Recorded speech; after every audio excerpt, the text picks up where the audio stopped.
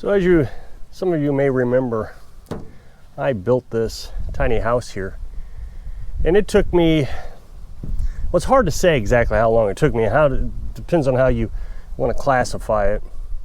I built the floor in early summer, cleaned up the trailer because this was built on a trailer frame, built the floor, and then we waited probably until like October before I finished it up. There were just a lot of things to do. And then we finished it in January, and we paid $5,200 for it. I did something the other day on my videos, and I made a compilation video of the first 5 days we were here. And that video did amazingly well. I was genuinely surprised. So then in a follow-up video later, I asked if you wanted to watch more of these videos. No one said no. I decided to make another kind of compilation video. It was more of a historical video of the well. As well as the first video did, that second video did just poor, just horribly. I mean, I hadn't seen a video do that badly in a long time, and I was really disappointed because out of all the projects that I've done around here, the well is my favorite. So those videos are my favorite videos.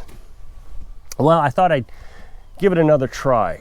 And so I've made a compilation video that we're gonna watch here of the tiny house build. Now it's just the first 4 walls, I think, is what we got in this video, and we bought the wood stove. If this video does well, then I will finish making more compilation videos of the rest of the build, maybe once a weekend, something like that. I mean, there's a lot of videos, so it's going to take some time. If you like this video, again, leave a comment in the comment section that you want to see more. But conversely, if you're not interested in these kind of videos, please go ahead and comment that you don't want to watch them, because I'm confused by the analytics. I just don't understand them. One video did just better than any video has done probably in the last 6 months. And then the next video probably did worse than any video that I've done in 2 years. We're leaning towards this is not a good idea. Here's the beginning stages of building a tiny house.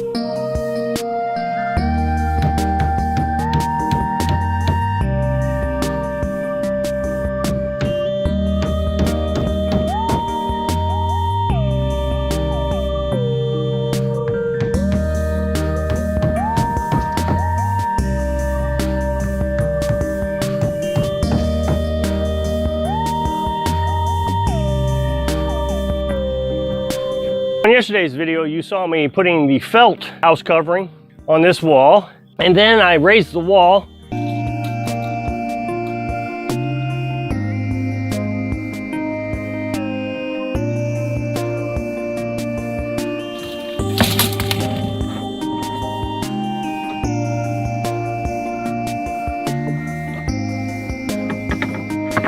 So this is a square.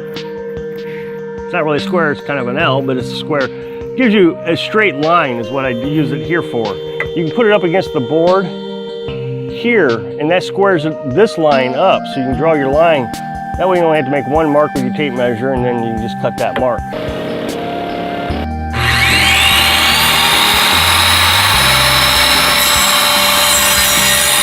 You start out creating the bottom board,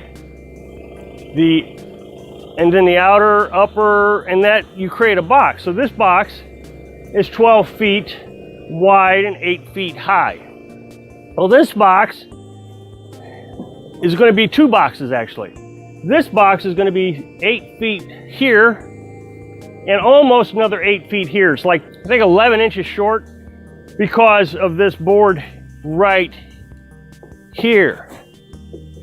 This frame is 16 feet long. There's two boards, one on this side and one on this side. So the two walls together and lift it up as one 16-foot wall. Now I'm also going to try to figure out how I want to lay out my window. This one we're going to stand up straight up and down. This one we laid on its side here.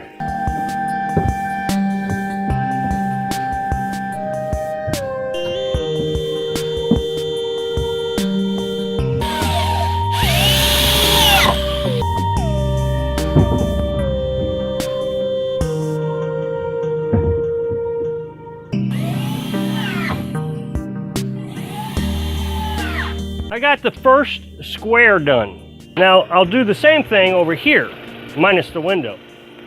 So I got the window installed. Of course, I don't have it attached. Now, as you can see, this is what I was talking about. I made two boxes. So this is an independent wall right here. See, I'm lifting.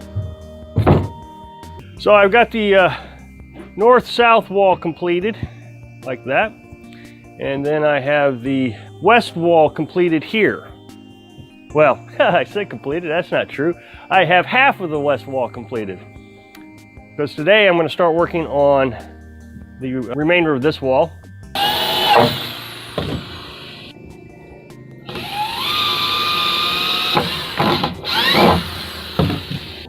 Okay, so I put these little boards up on the side of the board here, like that. That way when I slide my OSB on, my sheet of plywood, everything gets squared up nice and easy, so I don't have to sit there and move it around and adjust it. I can just lay the board up there, slide it right up against the little pieces that I put there. That's just temporary. And then everything's squared up.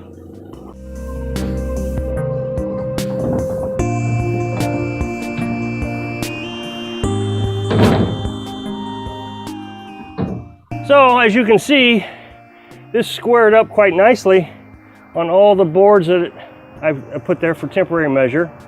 So I'm going to be using 1 1/2 inch roofing nail to nail down the OSB to the frame. And again, I'm going to nail the nails 4 inches apart. That way I can make sure that the frame of the house doesn't wobble around using thinner OSB. I'm using 1/4 inch OSB instead of 3/4.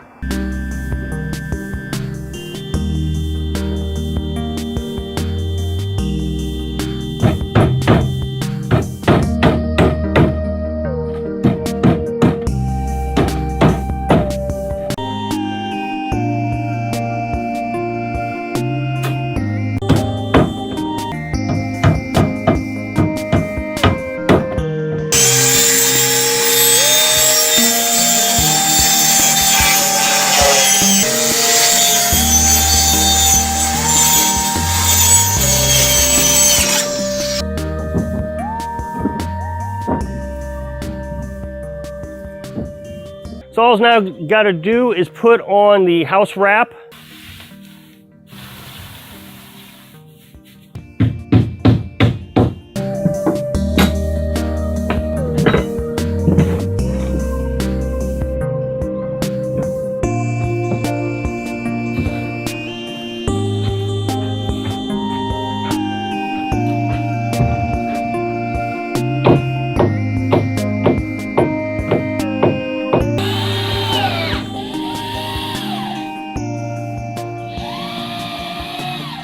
Well, Carolyn, once again, hit jackpot, hit gold.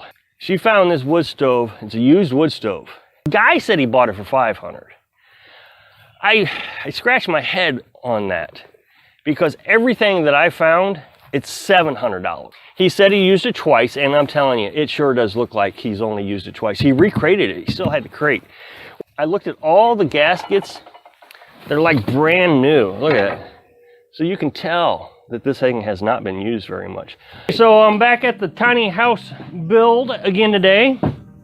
As I told you yesterday, we wanted to get our wood stove up in here, which was a good long process, but that's where it's going to sit. It's still in its crate, of course, and it fits perfectly. The door is going to be able to swing open. Of course, you got the crate in the way, but you got to imagine that's, you know, back, I think we measured out at 36 inches, and this is out to the door is 45. So the door is going to be able to easily open. We only need an 8-inch space according to the instruction manual from here to here. If you're backing it up into a corner like this in a, what is that, a diagonal position. I really like this. It's got a window, and so our bed's going to be over here. It's going to be really neat to see the fire burning at nighttime.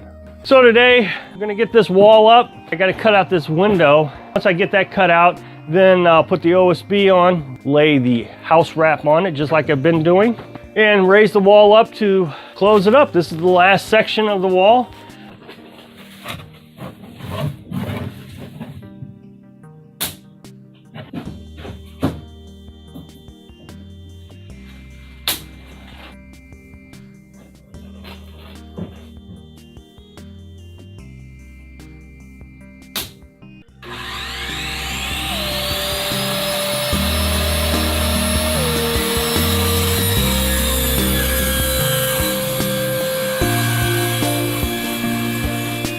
So I was able to cut this board out, just this section of the window, and I didn't make any mistakes this time. So, okay, so I'm going to use 1.5-inch roofing nails, and I'm going to space them out every 4 inches. I'll just lay the tape measure right onto the board and start nailing them in.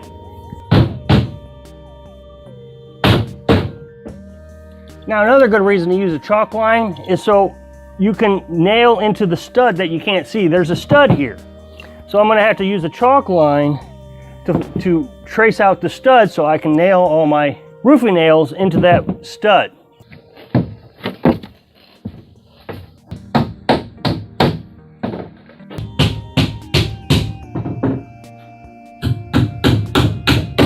So I'm going to start taping the seams of the house wrap.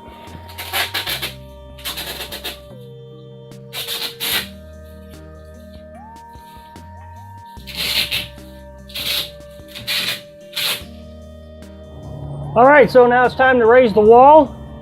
Not a big process. I just get a one end and lift it up. I've got my board right there. If it starts to lean over, it won't fall out of the house. It would be a real challenge to get it picked back up. So that just stops it. It's not, you know, a lot of weight on it or anything.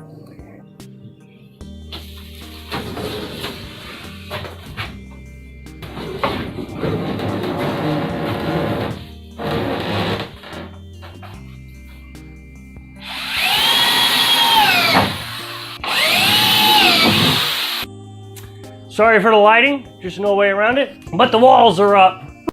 Okay, so if you want to see more of these videos, there'll be an up next box at the end of this video to the playlist of all the videos. Well, maybe not all of them, because I had a hard time finding a lot of them, but there's, I don't know, probably 150 videos of the tiny house build. Just go all the way to the bottom. That is the first video. It starts at the bottom and it'll go up to the finish. But like I said, we'll do more compilation videos if the feedback is positive. So again, go ahead and click this up next box. So I hope I can inspire you to build your dreams. Thanks for watching.